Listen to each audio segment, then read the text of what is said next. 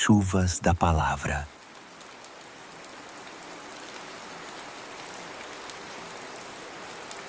Eu, Paulo, sou um fiel escravo de Jesus Cristo, escolhido como apóstolo autorizado para proclamar o que Deus tem falado e feito.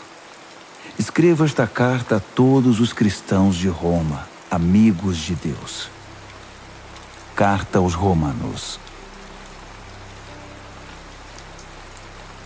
Os escritos sagrados trazem anúncios antigos dos profetas a respeito do Filho de Deus, que mostra suas raízes na história por ser descendente do rei Davi. Sua identidade única de Filho de Deus foi demonstrada pelo Espírito, quando Jesus foi ressuscitado dos mortos e comprovado como Messias, nosso Senhor. Por meio dele, recebemos a graça generosa de sua vida e a urgente tarefa de transmiti-la a outros, para que a recebam quando decidirem pela confiança obediente em Jesus. Vocês são quem são por causa dessa graça e do chamado de Jesus Cristo. E eu os saúdo agora pela graça generosa de Deus, nosso Pai, e do nosso Senhor Jesus, o Messias. Dou graças a Deus por meio de Jesus, por todos vocês. Faço isso em primeiro lugar porque em toda parte recebo notícias da vida de fé que vocês têm, e toda vez que as ouço, dou graças a Deus. E Deus, a quem dedico adoração e serviço, divulgando as boas notícias a respeito de seu Filho, a mensagem, sabe que quando penso em vocês em minhas orações, e isso acontece o tempo todo, expresso o desejo de que Ele prepare o caminho para que eu possa visitá-los. Quanto maior a demora, mais eu sofro. Quero muito estar aí para compartilhar o dom de Deus pessoalmente e vê-los crescer fortes diante dos meus olhos. Mas não pensem que farei isso sem querer nada em troca. Vocês têm tanto para me dar quanto eu a vocês. Por favor, amigos, não entendam mal minha dificuldade de visitá-los.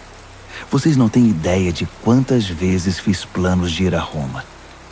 Estou determinado a desfrutar pessoalmente a obra de Deus entre vocês, assim como em tantas outras cidades e comunidades não judaicas. Mas sempre alguma coisa atrapalha meus planos.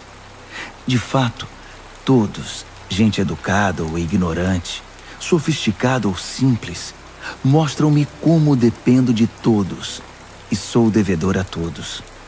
Por isso não vejo a hora de encontrar vocês em Roma e pregar as maravilhosas notícias a respeito de Deus. São notícias que tenho orgulho de proclamar. Essa extraordinária mensagem que revela o magnífico plano de Deus de resgatar todos que confiam nele, começando pelos judeus, mas abrindo a porta para todos os outros povos. O modo de Deus tornar justo o ser humano se manifesta em atos de fé, confirmando o que as Escrituras dizem. Aquele que vive de modo justo diante de Deus, confiando nele, vive de verdade. Mas o furor divino é despertado pela falta de confiança do ser humano em Deus, pelos erros repetidos, pelas mentiras acumuladas e pela manipulação da verdade. Mas a verdade essencial sobre Deus é muito clara. Abram os olhos e poderão vê-la. Se analisarem com cuidado o que Deus criou, serão capazes de ver o que os olhos deles não enxergam. O poder eterno, por exemplo, e o mistério do ser divino. Portanto, ninguém tem desculpa. Vejam o que aconteceu. A humanidade conhecia Deus perfeitamente, mas deixou de tratá-lo como Deus, recusando-se a adorá-lo, e foi reduzida a um tão terrível estado de insensatez e confusão que a vida humana perdeu o sentido. Eles fingem saber tudo, mas são ignorantes sobre a vida. Trocaram a glória de Deus, que sustenta o mundo, por imagens baratas vendidas na feira. Então Deus se pronunciou: se é isso que vocês querem, é o que terão. Não demorou muito para que fossem viver num chiqueiro, enlameados, sujos por dentro e por fora. Tudo porque trocaram o Deus verdadeiro por um Deus falso e passaram a adorar o Deus que fizeram no lugar do Deus que os fez, o Deus a quem bendizemos e que nos abençoa. Loucura total. Então aconteceu o pior. Como se recusaram conhecer Deus, logo perderam a noção do que significa ser humano. Mulheres não sabiam mais ser mulheres. Homens não sabiam mais ser homens. Sexualmente confusos, abusaram um do outro e se degradaram. Mulheres com mulheres, homens com homens. Pura libertinagem, pois de modo algum isso pode ser amor. Mas eles pagaram caro por isso. E como pagaram? São vazios de Deus e do amor divino, perversos, infelizes e sem amor humano. Uma vez que eles não se importaram em reconhecer Deus, Deus desistiu deles e os deixou por conta própria. A vida deles agora é uma confusão só, um mal que desce ladeira abaixo. Eles tomam à força o que é alheio, são ambiciosos e caluniadores, cheios de inveja, violência, brigas e trapaças, fizeram da vida um inferno. Olhem para eles, são maliciosos, venenosos, críticos ferozes de Deus, brigões, arrogantes, gente vazia e insuportável. Mestres em criar meios de destruir vidas e revoltados contra os pais. Não passam de seres tolos, asquerosos, cruéis e intransigentes. Até parece que eles não sabem o que fazem, mas têm plena consciência de que estão cuspindo no rosto de Deus. E não se importam. Pior ainda, premiam quem faz as piores coisas com eficiência.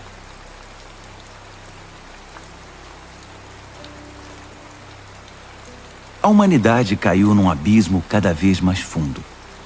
Mas se você pensa que está em nível mais elevado de onde pode apontar o dedo para os outros, esqueça. Cada vez que você critica alguém, está se condenando. Você é tão errado quanto quem você critica. Criticar os outros é uma forma bem conhecida de ignorar os próprios crimes e erros. Mas Deus não é enganado tão facilmente. Ele vê através da cortina de fumaça e o responsabiliza pelo que você faz. Ou você acha que conseguiria distrair a atenção de Deus dos seus erros, apontando o dedo para os erros dos outros? Ou que por ser um Deus tão bondoso, ele o deixaria livre de obrigações? É melhor pensar direito desde o princípio. Deus é bom, mas não é bobo. Por sua bondade, ele nos toma pela mão e nos conduz a uma mudança radical de vida. Não há como escapar. Rejeitar Deus ou fugir dele é como jogar lenha na fogueira. Um dia o fogo intenso e alto, o julgamento justo e ardente de Deus, irá queimar tudo. Não se engane, porque no fim todos terão o que merecem. Vida de verdade para quem age do lado de Deus e fogo para quem insiste em viver como bem entende, pela lei do menor esforço. Se você age contra a sua natureza, irá se destruir. Não importa a sua origem, a sua criação ou a sua formação. Mas se você aceitar o jeito de Deus fazer as coisas, a recompensa será maravilhosa. Nesse caso, também não importa a origem ou a formação. Ser judeu não é garantia automática de aprovação. Deus não se orienta pelo que os outros dizem ou pelo que você pensa de você. Ele tem seus critérios. Se você peca sem saber, Deus leva isso em consideração. Mas se você peca de modo consciente, a história é outra. O mero ato de ouvir a lei de Deus é perda de tempo se você não faz o que ele manda. Praticar, não apenas ouvir, é que faz diferença para Deus. Se um pagão que desconhece a lei de Deus consegue segui-la mais ou menos por instinto, ele confirma a verdade dela pela obediência. Comprova assim que a lei de Deus não é um elemento estranho, imposto de fora para dentro, mas algo que faz parte da própria constituição humana. Existe algo no interior do ser humano que ecoa o sim e o não de Deus, o certo e o errado. A resposta deles ao sim e ao não de Deus será de conhecimento público no dia em que Deus tomar a decisão final a respeito de cada homem e mulher. A mensagem que proclamo por meio de Jesus Cristo leva em consideração todas essas diferenças. Se você foi educado como judeu, não pense que pode descansar em sua religião. Orgulhoso de estar por dentro da revelação de Deus, de experimentar as melhores bênçãos de Deus, de estar atualizado com as doutrinas. Tenho um recado especial para você que está seguro disso, que conhece a palavra revelada de Deus e se sente em condições de levar a Deus outros que estão em labirintos escuros e emoções confusas. Você está guiando os outros, mas quem está guiando você? Falo sério. Enquanto você prega, não roube, você rouba. Afinal, quem iria suspeitar de você? A mesma coisa vale para o adultério e para a idolatria. Você consegue se safar de qualquer situação com discursos eloquentes sobre Deus e sua lei. As Escrituras dizem, é por causa de vocês, judeus, que os pagãos são hostis a Deus. O texto denuncia um problema antigo que não irá se resolver. A circuncisão, o ritual no corpo que marca você como judeu, só terá importância se sua vida estiver de acordo com a lei de Deus. Se não estiver, é pior que não ser circuncidado. O oposto também é verdadeiro. Quem não é circuncidado e vive nos caminhos de Deus é tão bom quanto o circuncidado, e até melhor. É melhor guardar a lei de Deus sem ser circuncidado que quebrá-la sendo circuncidado. Entenda isto. Não é o corte feito por uma faca que o torna judeu. Você se torna judeu pelo que você é. A marca de Deus no coração. Não a da faca na pele é que faz de você um judeu. E a identificação vem de Deus, não de críticos legalistas.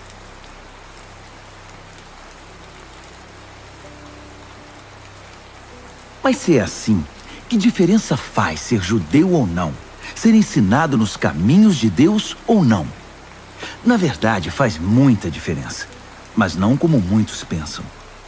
Para começar, lembre-se de que os judeus foram incumbidos de escrever e transmitir a revelação de Deus, as Escrituras Sagradas. E como fica a situação dos judeus que abandonaram sua posição? Deus não os abandonou. Você pensa que sua falta de fé cancela a fidelidade de Deus? De jeito nenhum. Contem com isto. Deus mantém sua palavra, ainda que o mundo inteiro minta descaradamente. As Escrituras dizem o mesmo. Suas palavras permanecem fiéis e verdadeiras. A rejeição não intimidará Deus. Mas se nossa maneira errada de agir apenas realça e confirma o caráter fiel de Deus, não deveríamos ser elogiados por isso? Se nossas palavras nem sequer deixam marca em suas boas palavras, Deus não cometeria um erro em nos pôr contra a parede e nos condenar pelo que dissemos? É uma pergunta natural, mas a resposta é não. Um não bem enfático. Como as coisas seriam corrigidas se Deus não agisse para corrigi-las? É maldade afirmar: se minhas mentiras servem para mostrar a verdade de Deus de maneira mais gloriosa, como posso ser condenado? Estou fazendo um favor para Deus. Alguns, na verdade, tentam pôr essas palavras em nossa boca, alegando que saímos por aí anunciando: quanto mais mal fazemos, mais bem Deus faz. Então, continuemos assim. É pura calúnia.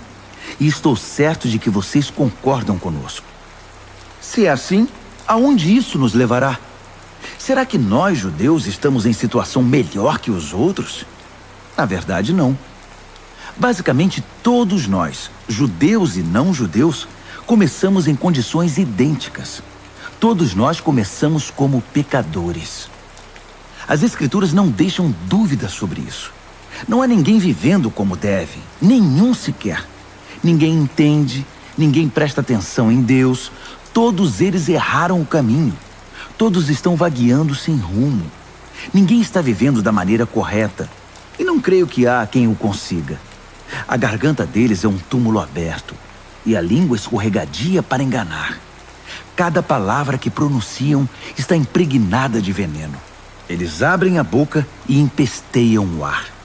São eternos concorrentes ao prêmio Pecador do Ano. E emporcalham a terra com sofrimento e ruína. Não fazem a menor ideia do que seja viver em comunidade. Eles passam por Deus e o ignoram. Está claro que esse texto não representa o que Deus diz a respeito dos outros, mas o que diz sobre nós, a quem as Escrituras foram primeiramente endereçadas. Está claro também que somos todos pecadores, cada um de nós. Estamos no mesmo barco furado com todos os outros. Nosso envolvimento com a revelação de Deus não nos deixa de bem com Ele. Isso só faz realçar nossa cumplicidade com o pecado de todos os outros. Mas agora há algo novo no horizonte. Aconteceu o que Moisés e os profetas anunciaram por tanto tempo. Deus resolveu agir para acertar as coisas sobre as quais lemos nas Escrituras por meio do que Jesus fez por nós. E não apenas por nós, mas por todos os que creem nele, pois nisso não há diferença entre nós e eles. Uma vez que nós e eles reunimos esse longo e lamentável registro como pecadores e provamos que somos incapazes de viver a vida gloriosa que Deus deseja para o ser humano, Deus resolveu fazer isso por nós. Por pura graça generosa, Ele decidiu acertar nossa situação com Ele. Um presente do céu. Ele nos retirou da confusão em que estávamos e nos restaurou para fazer de nós o que Ele sempre quis que fôssemos. E Ele o fez por meio de Jesus Cristo. Deus sacrificou Jesus no altar do mundo para purificar o mundo do pecado. A fé nele nos deixa limpos. Deus decidiu, sob o olhar de todos, deixar o mundo numa situação aceitável diante dele, por meio do sacrifício de Jesus, finalmente cuidando dos pecados que ele havia suportado com tanta paciência. Isso não só está claro, mas acontece agora. É história atual. Deus consertou a situação e também agora permite que vivamos em sua justiça. Portanto, como fica o orgulho judeu com seus supostos direitos? Anulado? Sim, anulado. O que aprendemos é o seguinte: Deus não reage ao que nós fazemos. Nós é que reagimos ao que Deus faz. Finalmente conseguimos entender. Nossa vida se acerta com Deus e com os demais quando o deixamos acertar a situação. Não quando tentamos fazer tudo sozinhos, com orgulho e ansiedade. E como fica a orgulhosa alegação judaica de termos o monopólio de Deus? Anulada também. Deus é o Deus do judeu e de quem não é judeu. Como poderia ser diferente se há apenas um Deus? Deus resolve a situação de todos que aceitam o que ele fez e disso participam. Tanto os que seguem nosso sistema religioso, quanto os que nunca ouviram falar da nossa religião. Mas ao mudar nosso foco do que nós fazemos para o que Deus faz, não anulamos a rigorosa guarda das regras e leis que Deus estabeleceu? De modo algum. Quando adotamos o estilo de vida condizente com essa reconciliação, nós as confirmamos.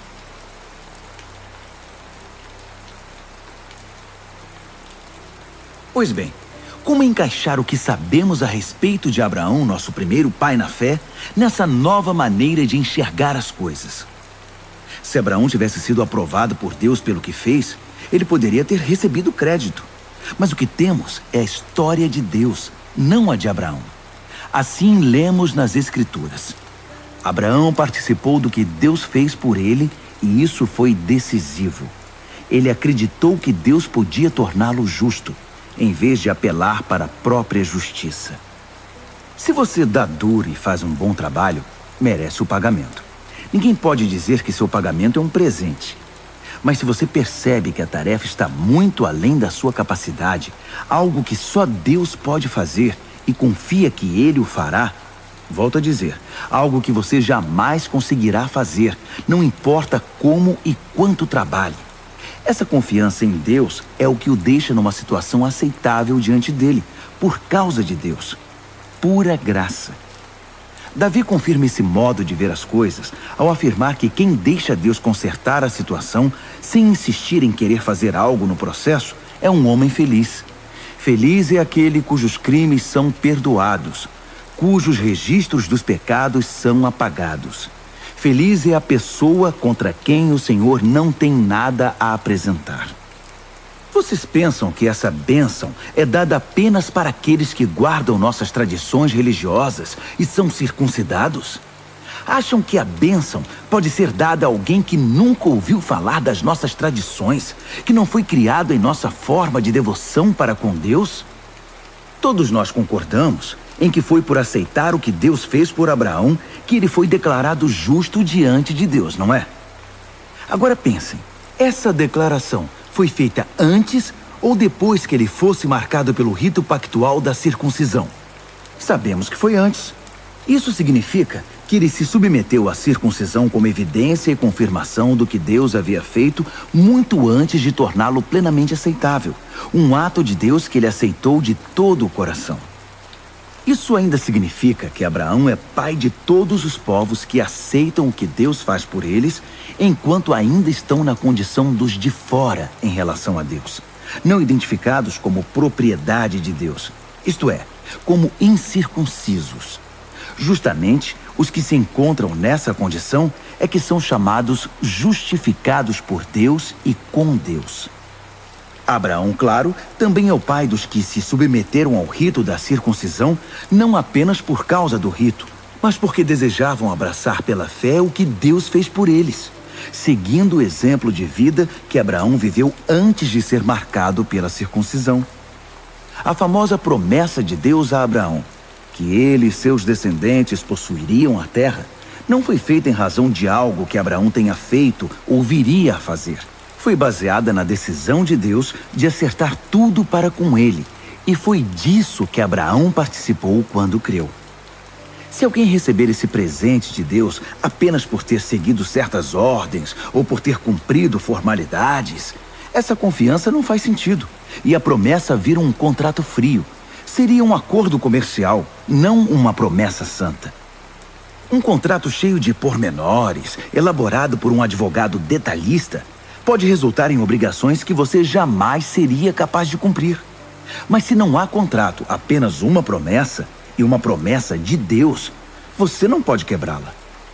É por isso que o cumprimento da promessa de Deus depende inteiramente da confiança que depositamos nele e em seus caminhos, e de que o aceitemos e a tudo que ele faz. A promessa de Deus chega como um presente. É o único modo de garantir a participação nela, tanto os que guardam as tradições religiosas, quanto os que nunca ouviram falar delas. Porque Abraão é o pai de todos nós.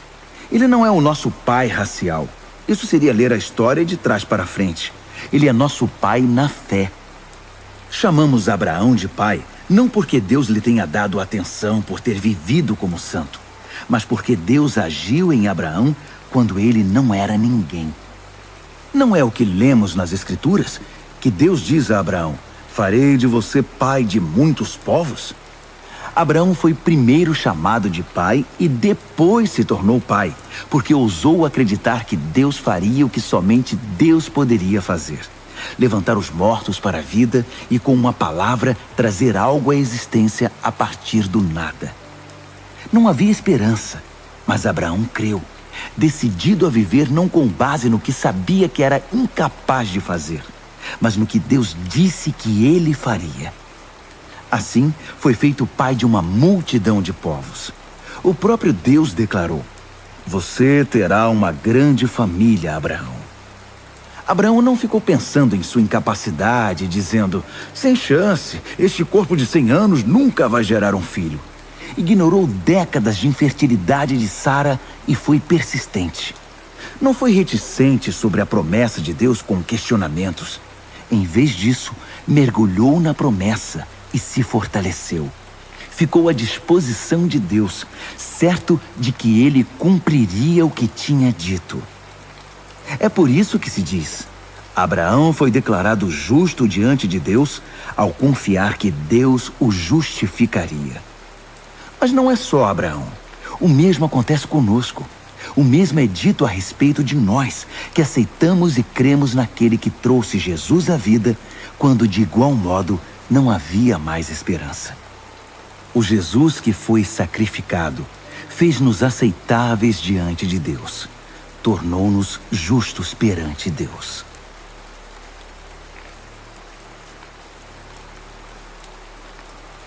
Ao aceitar pela fé o que Deus sempre desejou para nós, consertar nossa situação com Ele, tornar-nos prontos para Ele, alcançamos tudo isso com Deus por causa do nosso Senhor Jesus. Mais ainda, abrimos-nos para Deus e descobrimos ao mesmo tempo que Ele já se abriu para nós e nos achamos no lugar que Ele queria que estivéssemos perante a graça e a glória de Deus na presença dEle, expressando o nosso louvor. Mas ainda há muito mais. Continuamos a expressar nosso louvor, mesmo que estejamos cheios de problemas, porque sabemos que os problemas podem desenvolver em nós paciência. E como a paciência, por sua vez, forja o aço temperado da virtude, mantendo-nos atentos quanto ao que Deus pretende fazer. Desse modo, passamos a ter esperança. Com essa expectativa, jamais nos sentiremos enganados. A verdade é que nem temos como reunir todas as vasilhas necessárias para encher com tudo o que Deus generosamente derrama sobre nossa vida por meio do Espírito Santo. Cristo chegou na hora certa para tornar isso realidade. Ele não esperou que todos estivessem preparados. Apresentou-se disposto ao sacrifício quando ainda éramos fracos e rebeldes demais para fazer alguma coisa por nós mesmos. Mesmo que não fôssemos tão fracos, de qualquer maneira não saberíamos o que fazer. Podemos entender quando alguém morre por uma pessoa digna e como alguém bom e nobre poderia inspirar um sacrifício abnegado. Mas Deus demonstrou quanto nos ama ao oferecer seu Filho em sacrifício por nós, quando ainda éramos tão ingratos e maus para com Ele. Agora que nossa situação com Deus está resolvida por meio dessa morte sacrificial, o perfeito sacrifício de sangue, não há mais razão para estar em oposição a Deus sobre qualquer assunto. Se em nossa pior situação fomos postos em condição favorável diante de Deus pelo sacrifício de seu Filho, agora que estamos nessa situação maravilhosa, apenas imaginem como nossa vida poderá ser plena e gloriosa por meio da vida proporcionada pela ressurreição. Agora que já desfrutamos esta maravilhosa amizade com Deus, não nos contentaremos com meras declarações formais, mas cantaremos louvores a Deus por meio de Jesus, o Messias. Vocês conhecem a história de Adão e de como ele nos lançou no dilema em que estamos. O primeiro pecado, depois a morte. E ninguém ficou isento do pecado ou da morte. Aquele pecado afetou os relacionamentos com Deus em tudo e com todo o mundo. Mas a extensão das consequências negativas não ficou clara até que Deus a explicasse em detalhes a Moisés. Até os que não pecaram como Adão, que desobedeceu a um mandamento específico de Deus, tiveram de experimentar o fim da vida, a separação de Deus. Mas Adão, que nos pôs nessa situação, também aponta para aquele que nos livrará dela. Todavia, o resgate não é proporcional ao pecado que traz morte. Se o pecado de um homem deixa multidões de pessoas no profundo abismo da separação de Deus, imaginem a eficácia do dom de Deus derramado por meio de um homem, Jesus Cristo. Não há comparação entre o pecado que traz morte e esse generoso dom gerador de vida. A sentença pronunciada sobre aquele pecado foi a morte. Mas sobre os muitos pecados que se seguiram, veio a sentença de vida. Se a morte obteve supremacia pelo erro de um homem, imagine o que pode fazer a extraordinária recuperação de vida que agarramos com ambas as mãos. Esse dom de vida extravagante, essa restauração total, providenciados pelo homem Jesus Cristo. Aqui está um resumo de tudo. Assim como uma única pessoa errou e nos deixou todo esse problemão com o pecado e a morte, também uma única pessoa fez o que era certo e nos livrou de tudo isso. Mais que apenas nos livrar do problema, ele nos trouxe para a vida. Um homem disse não a Deus e afundou muita gente no erro. Outro homem disse sim a Deus e consertou tudo o que estava errado. Tudo que a lei contra o pecado conseguiu fazer foi produzir mais gente que desrespeitasse a lei. Mas o pecado não teve nem tem chance de competir contra o perdão poderoso que chamamos graça. Na disputa entre o pecado e a graça vence com facilidade. Tudo que o pecado pode fazer é nos ameaçar com a morte. Já a graça, uma vez que Deus está consertando as coisas por meio do Messias, nos convida à vida. uma vida que continua para sempre, que jamais terá fim.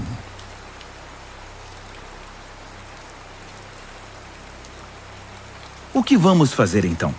Continuar pecando para que Deus continue perdoando? É claro que não. Se já deixamos o país onde o pecado é soberano, como poderemos ainda viver na velha casa que tínhamos lá? Ou vocês não perceberam que abandonamos aquilo tudo para sempre? É o que acontece no batismo. Ao entrar na água, deixamos para trás o velho país do pecado. Quando saímos da água, entramos num novo país, o da graça, uma nova vida numa nova terra. É isso que o batismo nessa vida em Jesus significa. Quando somos mergulhados na água, é como o sepultamento de Jesus. Quando somos levantados da água, é como a ressurreição de Jesus. Erguemo-nos para um mundo cheio da luz do nosso Pai. E assim, podemos ver por onde estamos indo, no novo país da graça soberana. Mais claro que isso, impossível. Nosso velho modo de viver foi pregado na cruz com Cristo, um fim decisivo para aquela vida miserável de pecado. Não estamos mais à mercê do convite do pecado. Cremos que se estamos incluídos na morte de Cristo, que venceu o pecado, estamos incluídos também em sua ressurreição, que nos traz vida. Sabemos que quando Jesus foi levantado dos mortos, isso foi um sinal de que a morte não seria mais o destino final. Nunca mais ela terá a última palavra. Quando Jesus morreu, ele levou o pecado consigo. Agora vivo, ele traz Deus a nós. De agora em diante devemos pensar assim: o pecado fala uma língua morta que nada significa para nós. Deus fala nossa língua materna e entendemos cada palavra. Vocês estão mortos para o pecado e vivos para Deus. Foi o que Jesus fez. Isso significa que vocês devem conduzir a vida de um modo que não deem oportunidade ao pecado. Não deem a ele nenhuma chance. Evitem até as mínimas coisas que estejam ligadas com o antigo modo de viver. Abracem de todo o coração e em tempo integral o modo de Deus agir. Lembrem-se de que vocês foram ressuscitados. O pecado não pode mais ditar as regras da vida de vocês. Afinal, vocês não estão mais vivendo sob a velha tirania. Estão vivendo na liberdade de Deus.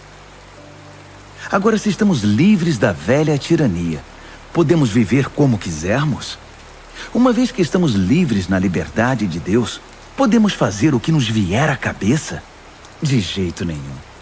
Vocês sabem por experiência própria que certos atos baseados numa suposta liberdade acabam destruindo a liberdade. Ofereçam-se ao pecado, por exemplo, e será o último ato livre de vocês. Mas ofereçam-se aos caminhos de Deus e jamais perderão a verdadeira liberdade. Durante a vida inteira, vocês deixaram o pecado ditar as regras. Mas graças a Deus, vocês começaram a ouvir um novo Senhor, cujas ordens os deixam livres para viver na liberdade dele. Falo da liberdade para facilitar a compreensão. Vocês com certeza se lembram do tempo em que faziam o que queriam, sem se importar com os outros nem com Deus, e a vida só piorava, enquanto a liberdade diminuía. Quanta diferença agora! Vocês vivem na liberdade de Deus, com a vida restaurada, crescendo em santidade. Durante todo o tempo em que vocês faziam o que queriam, ignorando Deus, nem se preocupavam em pensar ou viver de modo correto, nem cogitavam fazer pelo menos alguma coisa certa. Mas isso era a liberdade? O que ganharam com isso? Nada de que possam se orgulhar agora, não é? Aonde isso os levou? A um beco sem saída. Mas agora que encontraram a verdadeira liberdade, não precisam mais ouvir as exigências do pecado. Vocês descobriram o prazer de ouvir Deus falando com vocês. Que bela surpresa! Uma vida plena, restaurada, integrada no presente, com muito mais vida a caminho. Trabalhem para o pecado por toda a vida, e seu pagamento será a morte. Mas o dom de Deus é vida real, eterna, proporcionada por Jesus nosso Senhor.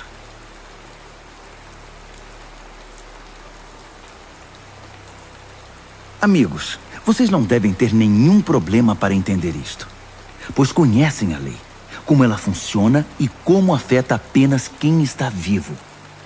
Por exemplo, uma mulher casada é legalmente unida ao marido enquanto ele vive. Mas se ele morrer, ela está livre. Se viver com outro homem enquanto o marido está vivo, sem dúvida ela será adúltera. Mas se ele morrer, ela está livre para se casar com outro homem, sem crise de consciência e sem que ninguém a desaprove. Portanto, meus amigos, isso é semelhante ao que aconteceu com vocês. Quando Cristo morreu, ele tomou sobre si todo aquele modo de vida dominado por regras e o deixou no túmulo. Vocês ficaram livres para se casar com a vida da ressurreição e gerar uma descendência de fé para Deus. Enquanto vivíamos aquele antigo modo de vida, fazendo o que bem entendíamos, o pecado produzia os frutos que o antigo código da lei gerou em nós, o que nos deixou ainda mais rebeldes. Por fim, tudo o que geramos foi morte. Mas agora que não estamos mais acorrentados ao casamento dominador do pecado, livres daqueles regulamentos opressivos, estamos livres para viver uma vida nova na liberdade de Deus. Alguém pode dizer, se o código da lei era tão mau assim, ele não era melhor que o pecado. Não é verdade. O código da lei tinha uma função legítima. Sem suas orientações claras sobre certo e errado, nada saberíamos sobre o comportamento moral. Sem um mandamento sucinto, não cobiçarás, eu teria considerado a cobiça uma virtude e arruinado minha vida. Vocês não se lembram de como eram as coisas? Eu me lembro perfeitamente. O código da lei começou muito bem, mas acontece que o pecado encontrou uma maneira de perverter o mandamento, transformando-o em tentação, fazendo dele um fruto proibido. O código da lei, em vez de ser usado para me guiar, serviu para me seduzir. Sem a complexidade do código da lei, o pecado parecia sem atrativos e sem vida, e eu seguia meu caminho sem dar muita atenção a ele. Mas depois que o pecado pôs as mãos no código da lei e se tornou chamativo, fui enganado e caí. O mesmo mandamento que deveria me guiar à vida foi maliciosamente usado para me enganar, levando-me a um desvio. Desse modo, o pecado estava vivo, eu morto. Mas o código da lei em si é bom. É sabedoria da parte de Deus, e cada mandamento é saudável e santo. Prosseguindo, já posso ouvir a próxima pergunta de vocês. Quer dizer que não posso confiar no que é bom, isto é, na lei? O bem é tão perigoso quanto o mal? É claro que não. O pecado apenas fez aquilo que o tornou famoso. Usar o bem como cobertura para me induzir a fazer o que no final iria me destruir. Ao ocultar o bom mandamento de Deus, o pecado provocou consequências negativas que jamais conseguiria causar por si só. Posso antecipar a resposta também. Sei que todos os mandamentos de Deus são espirituais, mas eu não sou. Essa não é também a sua experiência? Sim, estou cheio de mim mesmo. Afinal, passei longo tempo na prisão do pecado. O que não entendo a meu respeito é que decido uma coisa e faço outra, sendo levado a fazer o que absolutamente desprezo. Então, se não consigo decidir o que é melhor para mim mesmo e fazê-lo, é óbvio que o mandamento de Deus é necessário. Entretanto, preciso de algo mais. Pois se conheço a lei e mesmo assim não posso guardá-la, e se o poder do pecado dentro de mim insiste em sabotar minhas melhores intenções, obviamente preciso de ajuda. Entendo que não posso cumpri-la. Posso desejar, mas não posso fazer. Decido fazer o bem, mas de fato não o faço. Decido não fazer o mal, mas acabo fazendo de um modo ou de outro. Minhas decisões não resultam em ações. Algo está muito errado no meu interior e sempre tira o melhor de mim. Isso acontece tanto que já é previsível. No momento em que decido fazer o bem, o pecado está lá para me derrubar. É pura verdade que eu me alegro nos mandamentos de Deus. Mas é óbvio que nem tudo em mim é festa. Partes de mim se rebelam em segredo. E quando menos espero, elas assumem o controle. Já tentei de tudo, mas nada resolve. Já não aguento mais. Não há ninguém que possa me ajudar? Não é essa a verdadeira pergunta? A resposta, graças a Deus, é que Jesus Cristo pode e me ajuda. Ele agiu para consertar as coisas nesta vida de contradições com a qual quero servir a Deus de todo o coração e mente, mas sou puxado pela influência do pecado e acabo fazendo algo que não desejo.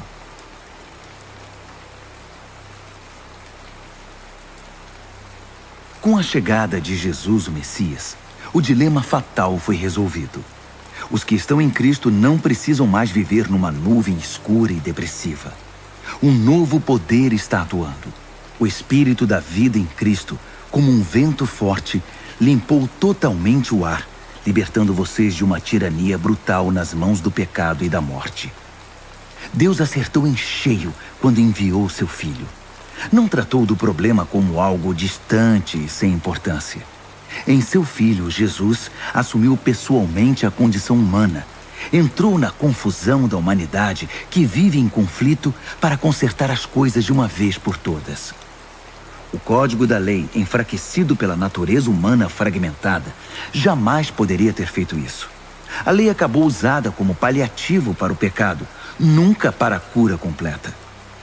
E agora o que o código da lei pede, mas que não conseguiríamos cumprir por nós mesmos, é que em vez de redobrar nossos esforços, simplesmente aceitemos o que o Espírito está fazendo em nós. Os que pensam que podem fazê-lo por si mesmos terminam obcecados por medir sua força moral, mas sem resultados na vida real.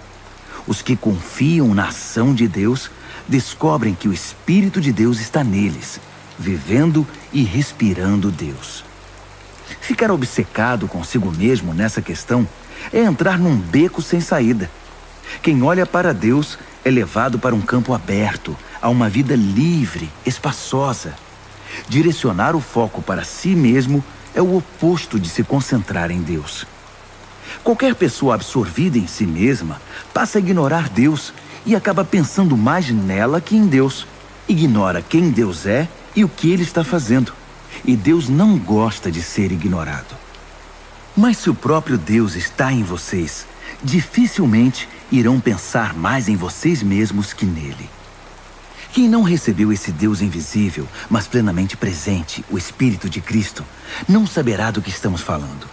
Mas vocês que o receberam e o têm habitando em vocês, mesmo que ainda experimentem as limitações do pecado, experimentam a vida de acordo com Deus. Não há dúvida de que se o Deus vivo e presente, que ressuscitou Jesus dentre os mortos, atua na vida de vocês, Ele fará em vocês o mesmo que fez em Jesus. Ele os trará vivos para si. Quando Deus vive e respira em vocês, e Ele o faz, como fez em Jesus, vocês são libertos daquela vida morta. Com seu Espírito vivendo em vocês, o corpo de vocês será tão cheio de vida quanto de Cristo. Vocês não percebem que não devemos um centavo à velha vida, na qual a pessoa tem de fazer tudo por si. Não há nada nessa vida para nós, nada mesmo. O melhor a fazer é dar a ela um enterro definitivo e se engajar na nova vida. O Espírito de Deus nos chama. Há muito o que fazer e lugares para conhecer. A vida da ressurreição que vocês receberam de Deus não é vazia. Nela há uma constante expectativa de aventura que sempre pergunta para Deus: e agora, Pai, o que vamos fazer? Como as crianças fazem. O Espírito de Deus entra em contato com o nosso espírito e confirma a nossa identidade. Sabemos quem Ele é e sabemos quem somos, Pai e filhos. Sabemos também que vamos receber o que está por vir, uma herança inacreditável. Iremos passar pelo que Cristo passou. Se enfrentamos momentos difíceis com Ele, então é certo que com Ele passaremos momentos inesquecíveis. Não penso que seja possível fazer uma só comparação entre os tempos difíceis de hoje e os bons tempos que virão. O mundo criado quase não se contém esperando pelo que vem a seguir. Tudo na criação sofre restrições. Deus a controla até que todas as criaturas estejam prontas e possam ser libertadas para os tempos gloriosos que virão. Enquanto isso, a alegria aumenta com a expectativa. Tudo ao nosso redor observa uma criação grávida. Os tempos difíceis de dor neste mundo são apenas dores de parto. Mas isso não é apenas ao nosso redor. É também dentro de nós. O Espírito de Deus está nos impulsionando por dentro. Nós também sentimos as dores de parto. Nosso corpo estéril e sem vida deseja a libertação plena. É por isso que esperar não nos diminui, assim como a espera não diminui a gestante. Na verdade, é uma espera que nos faz sentir grandiosos. Naturalmente não vemos o que nos causa isso, mas quanto mais esperamos, mais nos sentimos assim. E mais alegre se torna a nossa expectativa. Se em algum momento nos cansamos de esperar, o Espírito de Deus está ao nosso lado, nos dando aquela força. Se não sabemos como orar, não importa. Ele ora em nós e por nós, utilizando nossos suspiros sem palavras, nossos gemidos de dor. Ele nos conhece melhor que nós mesmos. Conhece nossa condição de gravidez e nos mantém na presença de Deus. Assim, podemos ter certeza de que cada detalhe em nossa vida de amor a Deus é transformado em algo muito bom. Deus sempre soube o que estava fazendo. Ele decidiu desde o princípio moldar a vida daqueles que o amam pelos mesmos padrões da vida do Filho. Pois o Filho é o primeiro da fila, na humanidade que ele restaurou. Nele, vemos a vida humana em sua forma original. Depois de decidir como seus filhos deveriam ser, Deus continuou convidando as pessoas, chamando-as pelo nome. Em seguida, ele as firmou numa sólida base, nele mesmo. Após ter feito tudo isso, ele permanece com essas pessoas até o fim, concluindo gloriosamente o que havia iniciado. Então, o que acham? Deus está ao nosso lado, assumiu nossa condição e se expôs ao pior quando enviou o próprio Filho. Haveria alguma coisa que ele não faria por nós de modo espontâneo e feliz? Quem ousaria implicar com os escolhidos de Deus, arrumando briga com ele? Quem ousaria ao menos apontar um dedo? Aquele que morreu por nós e por nós foi ressuscitado para a vida, está na presença de Deus nesse exato momento, intercedendo por nós. Acham que alguém será capaz de levantar uma barreira entre nós e o amor de Cristo por nós? Não há como. Nem problemas, nem tempos difíceis, nem ódio, nem fome, nem desamparo, nem ameaças de poderosos, nem punhaladas nas costas, nem mesmo os piores pecados listados nas Escrituras. Eles nos matam a sangue frio, porque odeiam a ti. Somos vítimas fáceis. Eles nos pegam um a um. Nada disso nos intimida, porque Jesus nos ama. Estou convencido de que nada, vivo ou morto, angelical ou demoníaco, atual ou futuro, alto ou baixo, pensável ou impensável, absolutamente nada pode se intrometer entre nós e o amor de Deus, quando vemos o modo com que Jesus, nosso Senhor, nos acolheu.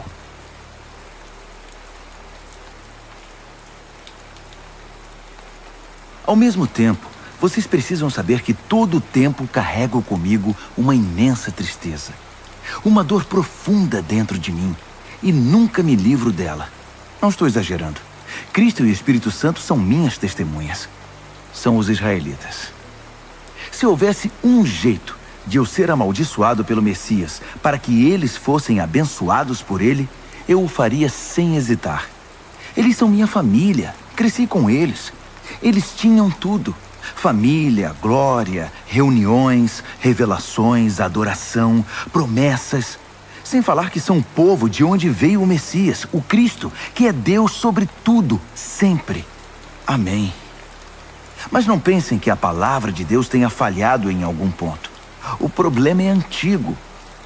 Para começar, nem todos os israelitas fisicamente são israelitas espiritualmente. Não foi a linhagem de Abraão que trouxe essa identidade, e sim a promessa de Deus. Lembram-se do que foi dito: sua família será considerada por Isaque? Isso significa que a identidade israelita nunca foi determinada fisicamente, por transmissão genética, mas por Deus, pela promessa. Lembram-se da promessa? Quando eu voltar no próximo ano por esta época, Sara terá um filho. E não foi a única vez. Também foi feita uma promessa para Rebeca, muito além da genética. Quando ficou grávida do nosso antepassado Isaque e esperava os gêmeos ainda inocentes, incapazes de fazer bem ou mal, ela recebeu uma confirmação especial da parte de Deus. Na ocasião, Deus mostrou que seu propósito não é algo que dependa do que fazemos ou deixamos de fazer, e sim determinado por sua decisão, vindo diretamente de sua iniciativa. Deus disse a Rebeca: o primeiro a nascer dos gêmeos ocupará o segundo lugar. Mais tarde, a situação deu origem à dura frase: eu amei Jacó, mas rejeitei Esaú. Será que com isso podemos dizer que Deus é injusto? Vamos devagar. Deus disse a Moisés: misericórdia é comigo mesmo, compaixão é comigo mesmo. A compaixão não nasce em nosso coração compadecido, nem em nosso esforço moral, mas na misericórdia divina. Foi o mesmo caso do faraó. Eu o escolhi para ser mero coadjuvante no drama da minha poderosa salvação. Tudo o que estamos dizendo é que Deus tem a primeira palavra, iniciando a ação, na qual fazemos nossa parte para o bem ou para o mal. Então você pergunta: como pode Deus nos culpar por qualquer coisa se Ele está no controle de tudo? Se as grandes decisões já foram tomadas, que temos nós com isso? Calma. Quem você pensa que é para argumentar com Deus? Por algum instante você achou que algum de nós sabe o bastante para questioná-lo? O vaso não se dirige aos dedos que o moldaram dizendo: por que você me deu essa forma? Não é óbvio que o oleiro tem todo o direito de transformar um pedaço de argila num vaso de flores e outro numa panela de cozinhar feijão? Se Deus precisa de um pote especial para a sua ira e outro para a sua bondade gloriosa, não estará ele certo? O mesmo ele fez com os judeus, mas também acontece com outros povos. Oséias deixa isso claro: eu chamarei os sem nome e os nomearei. Chamarei os desprezados e os farei amados. No lugar em que gritaram: você não é ninguém, eles chamam vocês de filhos do Deus vivo. Isaías mantém a ênfase. Se cada grão de areia da praia fosse numerado e a soma chamada escolhidos de Deus, eles seriam ainda números, não nomes. A salvação vem por escolha pessoal. Deus não nos conta, chama pelo nome. Meros números não são seu objetivo.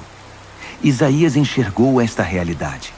Se nosso poderoso Deus não nos tivesse dado um legado de filhos vivos, acabaríamos como cidades fantasma, como Sodoma e Gomorra. Como resumir tudo isso?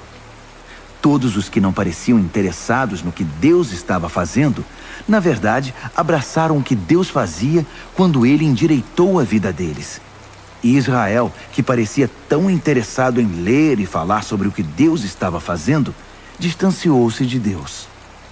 Como puderam se distanciar? Porque em vez de confiar em Deus, eles assumiram o controle. Estavam envolvidos no que eles mesmos faziam. Tão envolvidos nos seus projetos de Deus, que não perceberam Deus à sua frente, como uma pedra no meio da estrada. Então tropeçaram nele e continuaram caindo. E Isaías, de novo, junta tudo isso numa metáfora. Cuidado, pus uma pedra enorme no caminho para o Monte Sião. Uma pedra que você não pode contornar. Mas eu sou a pedra. Se você me procura, me encontrará a caminho, não obstruindo o caminho.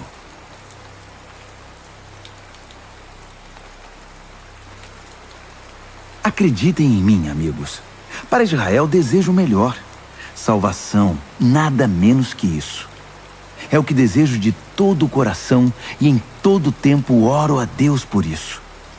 Sei que os judeus são muito dedicados a Deus, mas estão fazendo tudo ao contrário.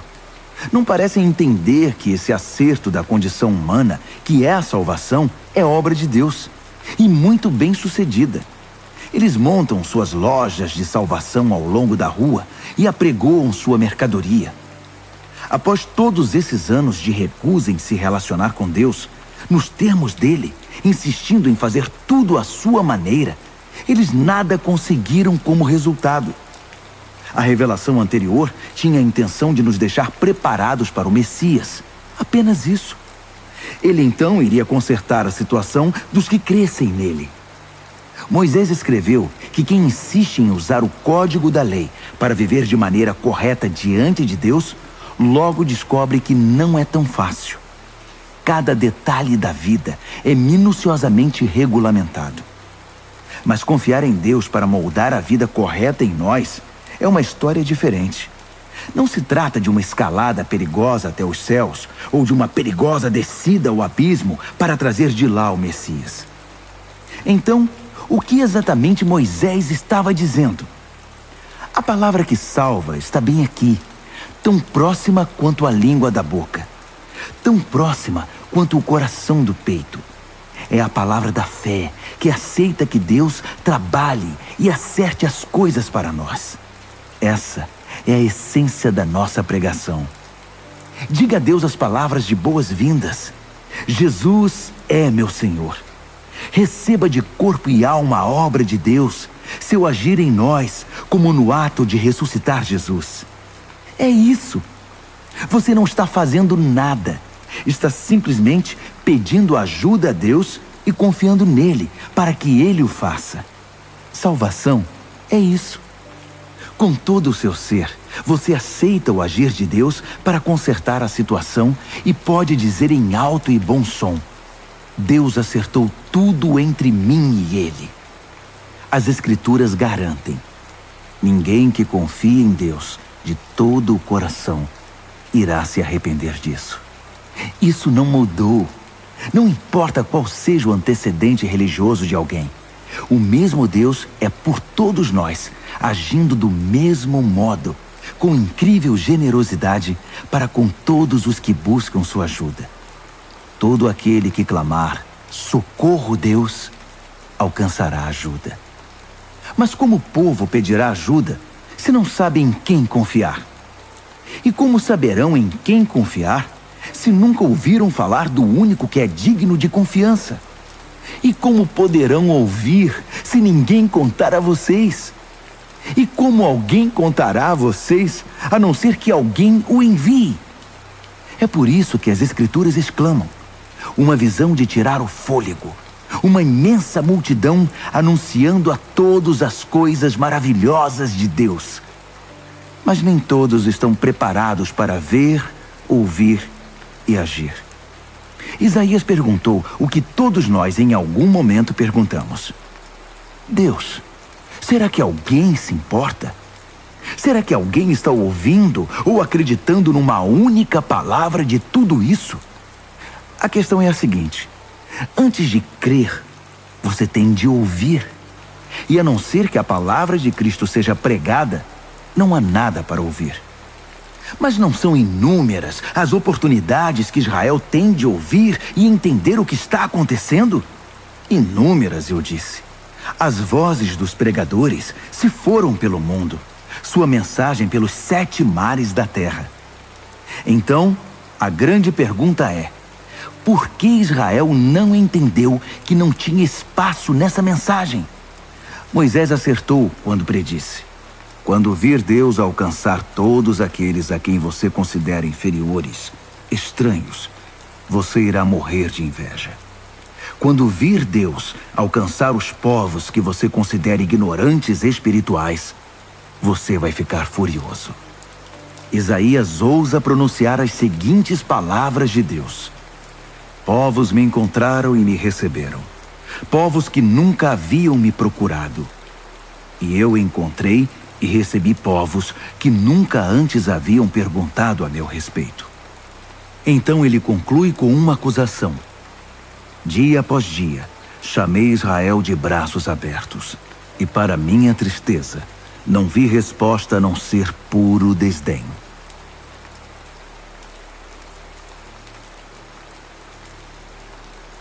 Será que isso significa que Deus está tão farto de Israel que não quer mais nada com eles? É claro que não. Lembrem-se de que quem escreve estas coisas é um israelita, um descendente de Abraão, da tribo de Benjamim. Mais judeu, impossível. Não estamos, portanto, falando de rejeição. Deus está muito envolvido com Israel. Investiu demais nesse povo para desistir agora. Elias, angustiado por causa desse mesmo Israel, clamou em oração: Deus, eles mataram teus profetas, destruíram teus altares. Só eu sobrevivi e agora eles estão atrás de mim. Lembram-se da resposta de Deus? Eu ainda tenho 7.000 que não desistiram. 7.000 que são leais até o fim. É a mesma coisa hoje. Ainda há uma minoria fiel e atuante. Talvez não muitos. Provavelmente mais do que vocês pensam. Eles estão firmes, não por causa do que pensam que ganharão com isso, mas porque estão convencidos da graça e do propósito de Deus em chamá-los. Se estivessem pensando apenas nos próprios interesses, já teriam largado tudo há muito tempo. O que aconteceu então?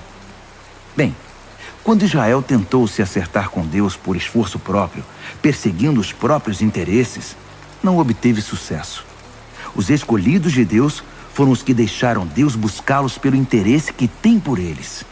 Como resultado, receberam o selo de aprovação. O Israel interesseiro tornou-se insensível a Deus. Moisés e Isaías comentaram a respeito. Farto de suas reclamações e do seu egoísmo, Deus obscureceu sua visão e entorpeceu seus ouvidos. Trancou-os numa sala de espelhos, e eles estão lá até hoje. Davi estava preocupado com a mesma coisa. Tomara que adoeçam ao comer a comida preparada por eles mesmos. Que quebrem a perna andando em seus caminhos egoístas. Tomara que fiquem cegos ao contemplar seus espelhos. Que tenham úlceras ao brincar de Deus. A próxima questão é: os judeus foram derrotados? Excluídos para sempre? A resposta é um enfático não. Ironicamente, eles deixaram a porta aberta quando saíram, e os de fora entraram. O resto vocês sabem. Os judeus começaram a pensar que talvez tivessem perdido uma coisa boa. Mas se a saída deles impulsionou essa migração mundial de não-judeus para o reino de Deus, imaginem o efeito da volta deles. Que lindo retorno será. Mas não quero continuar falando deles. São vocês, os de fora, que me preocupam. Minha tarefa pessoal se concentra nos chamados de fora. Por isso me esforço ao máximo quando estou entre meus parentes israelitas, os chamados de casa, esperando que eles percebam o que estão perdendo e queiram se envolver com o que Deus está fazendo. Se a queda deles iniciou essa migração em escala mundial, sua recuperação produzirá algo ainda maior. Uma volta em massa para casa. Se a primeira coisa que os judeus fizeram, ainda que prejudicial para eles, resultou no bem de vocês, pensem no que acontecerá quando eles acertarem o passo. Tudo isso provém de uma raiz santa, plantada e cuidada por Deus. Se a raiz principal da árvore é santa, há espaço para frutos santos. Alguns ramos foram podados, e vocês, ramos de oliveira selvagem, foram enxertados. Mas o fato de vocês serem alimentados pela raiz santa e rica em nutrientes não os autoriza a tripudiar sobre os ramos podados. Lembrem-se de que vocês não estão alimentando a raiz. Ela é que está alimentando vocês. Assim é possível dizer: outros ramos foram podados para que eu pudesse ser enxertado. Muito bem, mas eles foram podados porque eram dispensáveis, não mais ligados pela fé e pelo compromisso com a raiz. A única razão pela qual vocês estão na árvore é porque o enxerto de vocês pegou, quando creram e porque vocês estão ligados à raiz que nutre a fé. Por isso, não fiquem vaidosos. Sejam humildes e prontos em relação à raiz que os mantém verdes e vivos. Agora, se Deus não pensou 2 vezes para podar os ramos naturais, por que hesitaria em cortar vocês? Ele o faria sem vacilar. Fiquem atentos ao amor bondoso e à terrível severidade que coexistem em Deus. Misericórdia 0 para os ramos mortos. Bondade total para os enxertados. Mas não considerem só a bondade. No momento em que virar ramo morto, vocês serão cortados. E não se sintam superiores aos ramos podados que caíram ao chão. Se eles saírem do estado de morte, poderão muito bem ser enxertados outra vez. Deus pode fazer isso. Ele é capaz de enxertos milagrosos. Porque se ele pôde enxertar vocês, ramos cortados de uma árvore qualquer, numa das árvores do pomar, ele não terá dificuldade de enxertar de volta na árvore de origem ramos que cresceram nela. Alegrem-se por estar na árvore e esperem o melhor para os outros. Quero ser o mais claro possível, amigos. O assunto é complicado. É fácil interpretar errado o que está acontecendo e, com arrogância, presumir que vocês são a realeza e eles apenas o povão excluído. Mas não é assim. Essa dureza da parte de Israel em relação a Deus é temporária e tem o efeito de permitir o acesso de todos os que estão de fora, de modo que, por fim, a casa se encha. Antes do fim de tudo, haverá um Israel aperfeiçoado. Está escrito: um campeão virá das montanhas de Sião. Ele purificará a casa de Jacó. E esse é meu compromisso com o meu povo: a remoção dos seus pecados. Enquanto vocês ouvem e abraçam as boas notícias da mensagem, fica parecendo que os judeus são inimigos de Deus. Mas visto da perspectiva de longo alcance do propósito abrangente de Deus, eles continuam sendo os mais antigos amigos de Deus. Os dons e o chamado de Deus têm garantia total. Jamais são cancelados.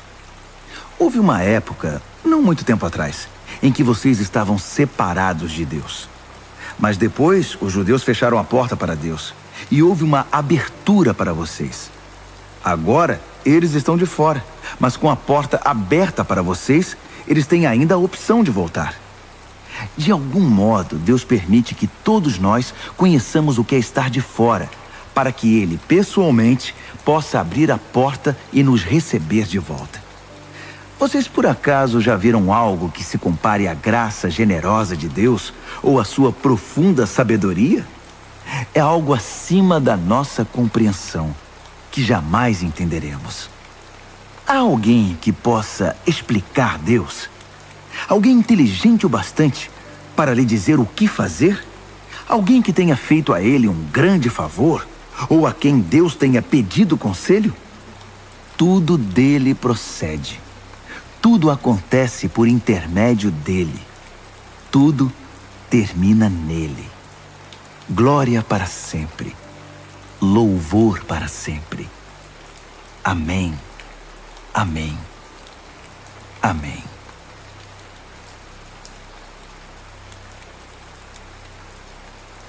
Portanto, com a ajuda de Deus, quero que vocês façam o seguinte: entreguem a vida cotidiana, dormir, comer, trabalhar, passear, a Deus, como se fosse uma oferta. Receber o que Deus fez por vocês é o melhor que podem fazer por Ele. Não se ajustem demais à sua cultura, a ponto de não poderem pensar mais. Em vez disso, concentrem a atenção em Deus. Vocês serão mudados de dentro para fora. Descubram o que Ele quer de vocês e tratem de atendê-lo. Diferentemente da cultura dominante, que sempre os arrasta para baixo ao nível da imaturidade, Deus extrai o melhor de vocês e desenvolve em vocês uma verdadeira maturidade. Ao escrever para vocês, sinto profunda gratidão por tudo que Deus me deu, especialmente pela responsabilidade que tenho por vocês. Vivendo assim, como cada um de vocês em pura graça, É importante que não tenham um conceito errado de vocês mesmos, achando que têm alguma bondade para apresentar a Deus. Não. É Deus quem concede tudo a vocês. O único modo de nos entendermos é pelo que Deus é e pelo que Ele faz por nós, não pelo que somos e fazemos por Ele. Assim, somos como as várias partes do corpo humano. Cada parte tem seu significado no corpo, visto como um todo, mas não o contrário. O corpo de que estamos falando é o corpo formado pelas pessoas escolhidas por Cristo. Cada um de nós encontra significado e função como parte desse corpo. Não podemos ser como um dedo decepado que não tem valor.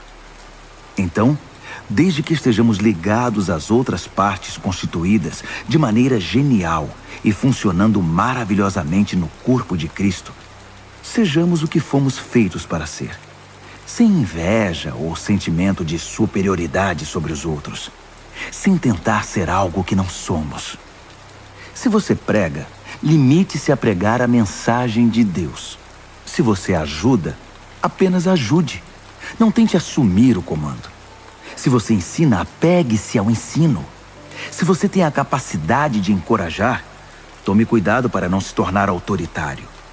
Se você recebeu alguma posição de responsabilidade, não manipule. Se você foi chamado para ajudar gente em angústia, fique de olhos abertos e seja rápido em responder. Se você trabalha com os desamparados, não se permita ficar irritado ou deprimido por causa deles. Mantenha o sorriso. Amem de verdade, não de maneira fingida. Evitem o mal ao máximo. Apeguem-se ao bem como puderem. Sejam bons amigos que amam profundamente. Não procurem estar em evidência. Não se deixem esgotar. Mantenham-se animados e dispostos. Sejam servos vigilantes do Senhor, com uma expectativa alegre. Não desistam em tempos difíceis, mas orem com fervor. Ajudem os cristãos necessitados e pratiquem a hospitalidade. Abençoem os inimigos. Não haja maldição em suas palavras. Riam quando seus amigos estiverem alegres. Chorem com eles quando estiverem tristes. Ajudem-se uns aos outros. Não sejam arrogantes. Façam amigos entre as pessoas mais simples. Não se julguem importantes. Não revidem. Descubram a beleza que há em todos. Se você a descobriu em você, faça o mesmo com todos. Não insistam na vingança. Ela não pertence a vocês. Eu vou julgar. Eu vou cuidar disso, diz Deus. As Escrituras recomendam que se você vir seu inimigo com fome, ofereça-lhe um bom almoço. Se estiver com sede, dê-lhe de beber. Sua bondade irá surpreendê-lo. Não permita que o mal vença em sua vida, mas vença o mal com a prática do bem.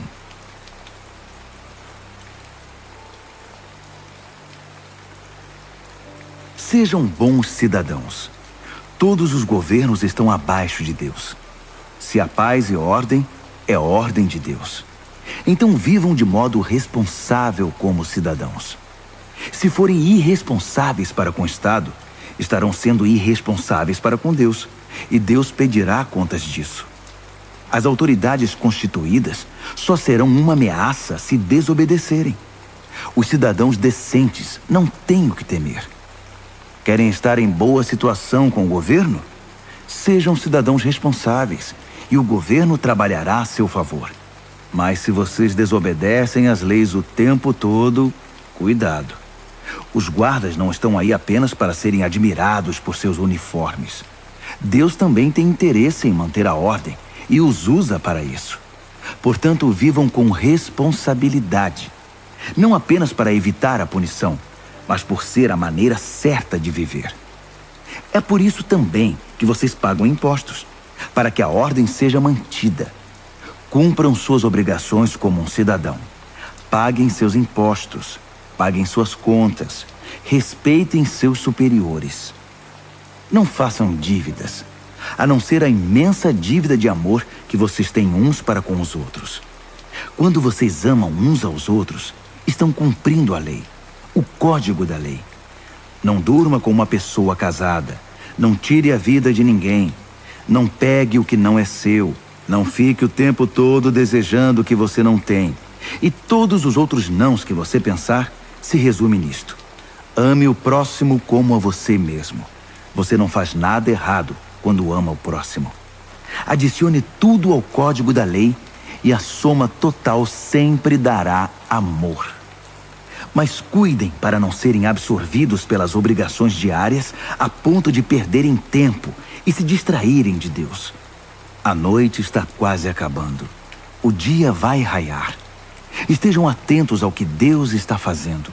Ele está dando os últimos retoques na obra de salvação que começou quando cremos. Não podemos desperdiçar as preciosas horas do dia em futilidades, preguiça, distração, brigas e disputas. Saiam da cama e vistam-se. Não desperdicem o tempo, nem se demorem esperando até o último minuto. Revistam-se de Cristo e estejam preparados.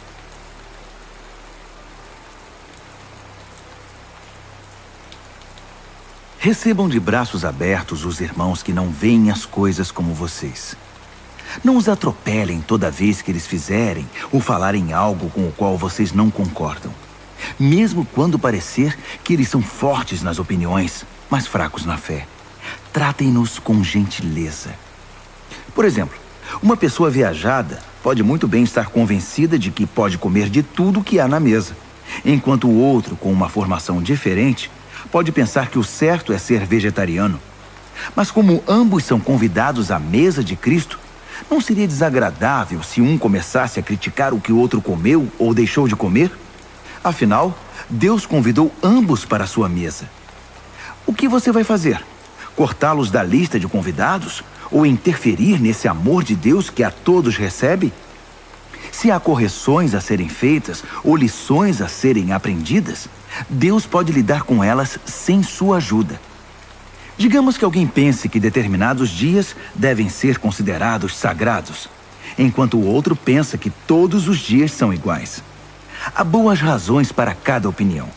A verdade é que cada um é livre para seguir as convicções da consciência. O que importa em tudo isso é que se você guarda um dia sagrado, guarde-o por causa de Deus.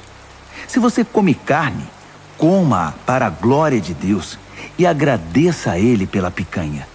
Se você é vegetariano, coma vegetais para a glória de Deus e agradeça-lhe pelos brócolis. Nenhum de nós tem permissão para legislar nesses assuntos. É a Deus que vamos prestar contas, de tudo e em tudo, na vida e na morte, a ninguém mais. Foi por isto que Jesus viveu e morreu e depois viveu outra vez, para se tornar nosso Senhor sobre tudo, da vida à morte, e nos libertar das pequenas tiranias de cada um. Além do mais, o que você vai ganhar ao criticar um irmão? E quando você é tolerante com uma irmã? Preciso dizer que isso faz você parecer um tolo ou algo pior. Afinal, um dia todos nós iremos nos ajoelhar para sermos julgados na presença de Deus. Sua crítica ou sua tolerância não vão melhorar sua situação nem um pouco. Leiam vocês mesmos o que as Escrituras dizem.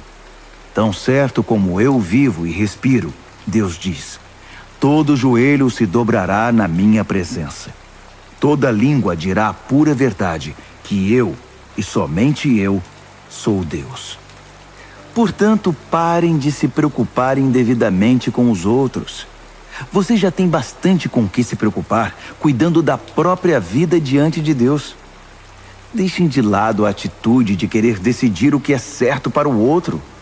Preocupem-se em não se intrometer na vida dos outros, tornando a vida mais difícil do que já é.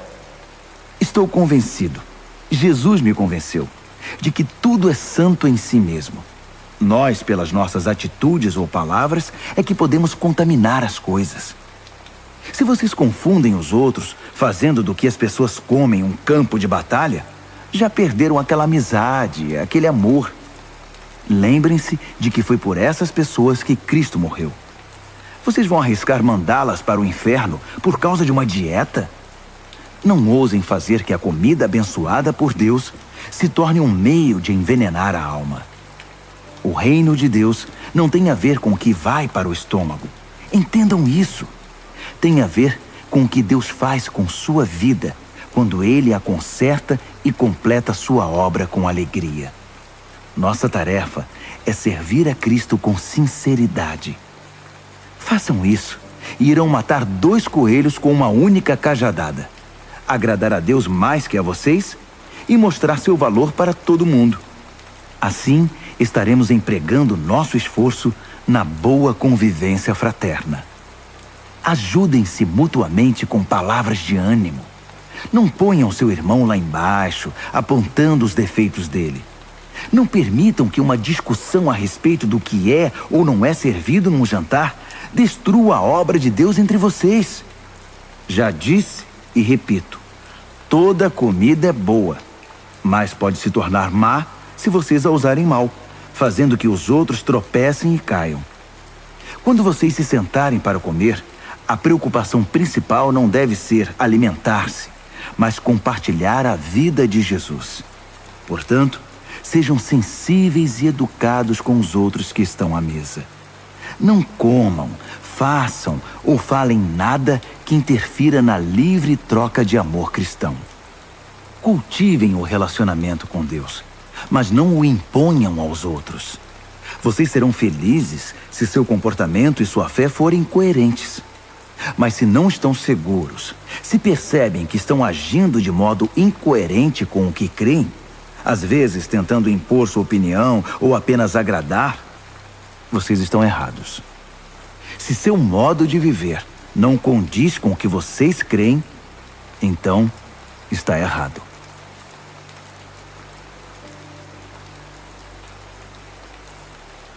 Aqueles de nós que forem mais fortes e capazes na fé têm o dever de ajudar os que são vacilantes.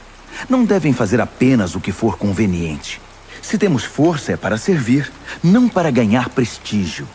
Cada um de nós precisa se preocupar com o bem-estar alheio, sempre perguntando: como posso ajudar? Foi o que Jesus fez. Ele não facilitou as coisas para si mesmo, evitando os problemas alheios, mas sempre estava disposto a ajudar. Assuma os problemas dos problemáticos. Assim as Escrituras apresentam a questão. Ainda que isso tenha sido registrado nas Escrituras há muito tempo, estejam certos de que foi escrito para nós. Deus quer que o seu chamado firme e permanente, combinado com o conselho caloroso e pessoal das Escrituras, venham a nos caracterizar, mantendo-nos alerta para o que Ele vier a fazer. Que o nosso Deus fiel, imutável, pessoal e caloroso desenvolva a maturidade em vocês, de modo que possam estar um ao lado do outro, assim como Jesus se põe ao lado de cada um de nós. Então seremos um coral. Não apenas nossa voz, mas nossa vida cantará um hino maravilhoso, em perfeita harmonia ao Deus e Pai do nosso Senhor Jesus Cristo. Portanto, estendam a mão e acolham uns aos outros para a glória de Deus. Jesus fez. Agora é a vez de vocês. Sendo fiel aos propósitos de Deus, Jesus estendeu a mão aos judeus de maneira especial, de modo que as velhas promessas feitas aos antepassados se tornassem verdadeiras para eles. Como resultado, os não-judeus foram alcançados pela misericórdia e agora podem demonstrar gratidão a Deus. Pensem em todos os textos das Escrituras que se cumprem no que fazemos. Por exemplo, então vou reunir os que são de fora no cântico de um hino. Vou cantar ao seu nome. E esta: vocês, os de fora e os de dentro, alegrem-se juntos. E outra vez: povos de todas as nações, celebrem a Deus. Todas as cores e raças, deem louvor sincero. E a palavra de Isaías: eis a raiz do nosso antepassado Jessé, progredindo na terra e tornando-se uma grande árvore, alta o bastante para que todos em toda parte a vejam e tenham esperança. Que o Deus da esperança viva encha vocês de alegria e paz, para que a vida de vocês se encha da energia vivificante do Espírito Santo e transborde de esperança. Pessoalmente, estou bastante satisfeito com o que vocês são e com o que estão fazendo. Parecem bem orientados e bastante motivados, capazes de guiar e orientar uns aos outros. Então, queridos amigos, não tomem minha linguagem ousada e dura como crítica. Não estou criticando, apenas destacando quanto preciso da ajuda de vocês para levar adiante esta tarefa específica que Deus me deu, esta obra evangélica e sacerdotal de servir às necessidades espirituais dos não-judeus, para que eles possam ser apresentados como oferta aceitável a Deus e se tornem íntegros e santos pelo Espírito Santo de Deus. Olhando para o que já foi feito e o que tenho observado, devo dizer que estou muito satisfeito. No contexto de Jesus, eu diria até orgulhoso, mas apenas nesse contexto. Não tenho interesse em dar a vocês um relato pormenorizado das minhas aventuras. Apenas as palavras e os atos de Cristo no presente, poderosos e transformadores para mim, que desencadearam uma resposta de fé entre os de fora. Nesses caminhos, tenho pregado a mensagem de Jesus, desde Jerusalém até o noroeste da Grécia. Tenho tido o cuidado de levar a mensagem apenas aos lugares nos quais Jesus ainda não é conhecido e adorado, seguindo o que está escrito: aqueles a quem nunca se falou a respeito dele, estes irão vê-lo. Os que nunca ouviram falar dele, estes receberão a mensagem. É por isso que estou demorando tanto para visitar vocês. Mas agora que não há mais trabalho pioneiro a ser feito nessas regiões, e como há muitos anos desejo ir vê-los, estou finalmente planejando minha visita. Vou para a Espanha, e então espero passar por aí e desfrutar a companhia de vocês até que, em tempo oportuno, me enviem com a bênção de Deus. Mas primeiro vou a Jerusalém entregar a oferta de auxílio aos seguidores de Jesus que vivem ali. Os gregos, em todo o caminho dos macedônios no norte até os da Acaia no sul, decidiram fazer uma coleta para os cristãos pobres de Jerusalém. Fizeram isso com prazer, mas também era obrigação deles. Percebendo que usufruíam os dons espirituais que generosamente vinham da comunidade de Jerusalém, era o dever deles aliviar aquela pobreza. Tão logo eu entregue pessoalmente a cesta de frutos, parto para a Espanha, fazendo uma parada em Roma para ver vocês. Minha esperança é que essa minha visita se torne uma grande bênção de Cristo. Queridos amigos, tenho um pedido. Orem por mim. Orem fervorosamente comigo e por mim. A Deus o Pai, pelo poder do nosso Senhor Jesus e pelo amor do Espírito, para que eu seja liberto da cova dos leões dos descrentes na Judéia. Orem também para que minha oferta de auxílio aos cristãos de Jerusalém seja aceita no mesmo espírito em que foi recolhida. Assim, querendo Deus, irei até vocês com um coração leve e ansioso pelo consolo da companhia de vocês. O Deus da paz seja com todos vocês. Amém.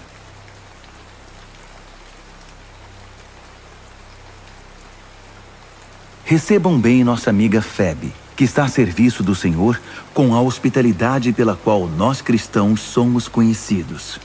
De todo o coração eu a recomendo, bem como sua obra. Ela é uma representante central da igreja de Cencreia. Ajudem-na em tudo o que ela pedir. Febe merece tudo o que fizerem por ela, pois já ajudou muita gente, até mesmo a mim. Saúdem Priscila e Áquila, que têm trabalhado lado a lado comigo, servindo Jesus. Eles arriscaram a vida por minha causa, e não sou o único que é agradecido a eles. Todos os grupos de cristãos não-judeus também devem muito a esse casal, para não falar da igreja que se reúne na casa deles. Saúdem meu querido amigo Epêneto. Ele foi o primeiro seguidor de Jesus na província da Ásia. Saudações a Maria. Como ela tem trabalhado por vocês. Saudações aos meus primos Andrônico e Júnias. Houve uma vez que compartilhamos uma cela de prisão. Eles já seguiam Cristo antes de eu me converter. Ambos são líderes destacados. Saudações a Ampliato, meu bom amigo na família de Deus. Saudações ao Urbano, nosso companheiro na obra de Cristo, e ao meu bom amigo Estaques. Saudações a Apeles, um verdadeiro e aprovado veterano no caminho de Cristo. Saudações à família de Aristóbulo. Saudações ao meu primo Herodião. Saudações a Trifena e Trifosa, mulheres prontas em servir o Senhor. Saudações a Pérside, amiga querida que tanto tem trabalhado em Cristo. Saudações a Rufo, um escolhido do Senhor, e a sua mãe. Ela tem sido também uma querida mãe para mim. Saudações a Asíncreto, Flegonte, Hermes, Pátrobas, Hermas e também as famílias deles. Saudações a Filólogo, Júlia, Nereu e sua irmã, e Olimpas, e a todos os seguidores de Jesus que vivem com eles. Abraços santos para todos. Todas as igrejas de Cristo enviam suas saudações mais calorosas. Amigos, um conselho final. Estejam atentos com relação aos que extraem algo do ensinamento que vocês aprenderam e depois o usam para criar confusão. Evitem essas pessoas. Elas não têm intenção de viver para o Senhor. Estão aqui pelo que podem obter e falam de modo piedoso para enganar os ingênuos. E como nunca houve dúvida acerca da honestidade de vocês quanto a essas questões, eu não poderia estar mais orgulhoso de vocês. Quero também que sejam prudentes, afeiçoados ao bem e distantes do mal. Não se deixem enganar pelas conversas suaves e ao mesmo tempo malignas. Fiquem atentos. Antes que percebam, o Deus da paz irá derrubar e pisotear Satanás no chão. Desfrutem o melhor de Jesus. Por fim, lá vão outras saudações. Timóteo, meu companheiro na obra, Lúcio e meus primos Jasão e Sosípatro enviam saudações.